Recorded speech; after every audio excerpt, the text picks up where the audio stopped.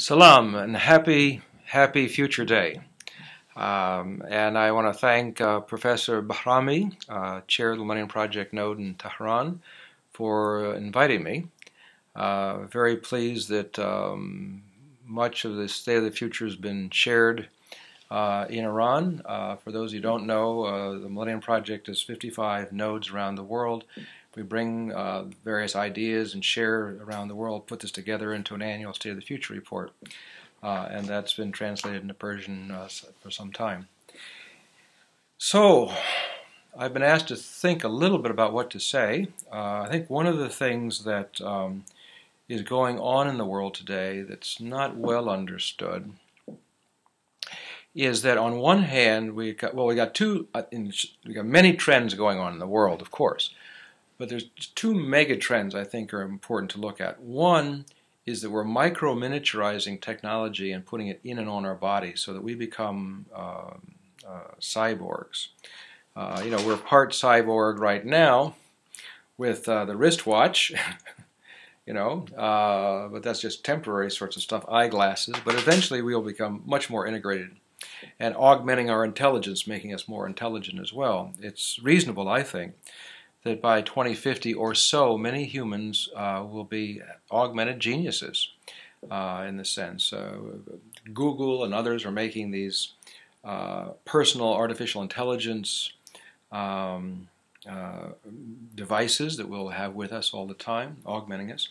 And then the physical environment is the other trend. The physical environment, we're putting in AI and sensors and voice recognition and voice synthesis into that whole world.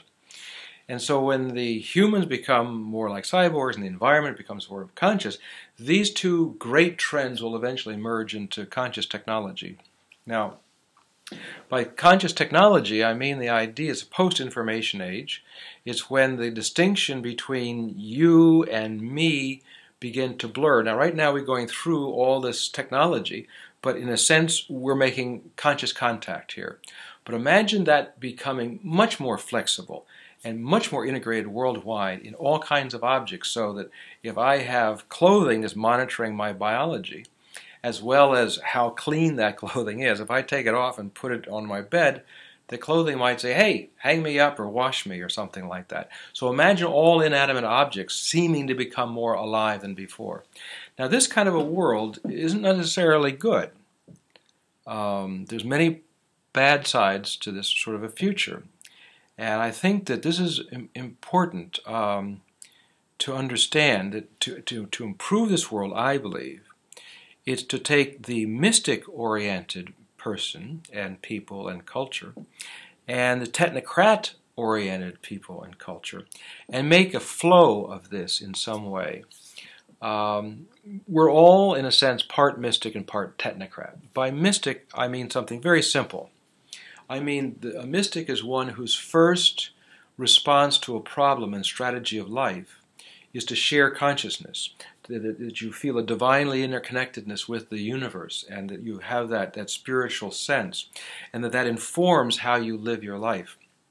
The technocrat, on the other hand, their first response to a problem is a rule or a technology or some particular piece of knowledge to solve the problem, and that's how they're running their life. An example is maybe a little baby.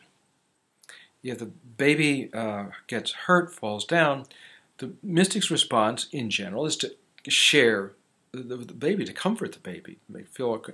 And the technocrat has to wash out the cut quickly, right? Well, there's no reason you can't share with the baby and wash out together. Have the two of them together. In music, we talk about great piano players taking the composition of, say, Chopin, and a great piano, and bringing together their fingers, their mind, the music, Chopin, into one interconnected whole experience. This would be the conscious technology in a sense of an integration. Now imagine a civilization creating a conscious technology integration in the same way. So how well the mystic-oriented and how well the technocrat-oriented, how well these two can get along and begin to share and create a synthesis for our future could very well determine how well the future conscious technology age will occur. The Millennium Project is now 18 years in operation. We are now starting to create a sort of a collective intelligence system of all of our work. People can access this right now, I believe. It's at themp.org, like the Millennium Project, themp.org.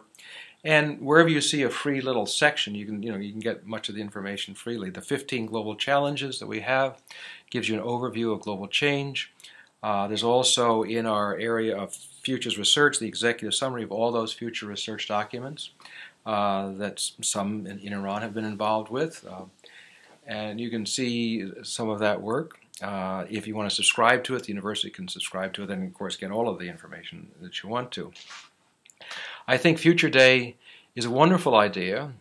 It gives us time to pause, to think together around the world about what kind of a future we can have and how we can cooperate. No matter whether somebody is right-wing or left-wing or up-wing or down-wing or theist or atheist, whatever they happen to be, we human beings have to collaborate. We really do, to make this world better. And the idea of one group or another having all the answers, I think, is probably not the correct way to look at the future. We have to create like an orchestra. You don't ask a violin to be a trumpet. You don't ask a singer necessarily to be the orchestra leader. So in an opera, we have all of these capabilities brought together into an experience. So imagine a future where we actually use us as a metaphor between consciousness and technology and mystic and technocrat. Throughout all of our ages, there's been a prejudice between the mystically oriented and the technocratically oriented. Each one thinks they're superior to the other. And I think that if we can get over that idea, to take the mystic's attitude and the technocrat's knowledge and work together to create a better civilization, I think we'll have a better day for future days in the future. So I wish everybody a happy Future Day, and thank you for the opportunity to speak with you.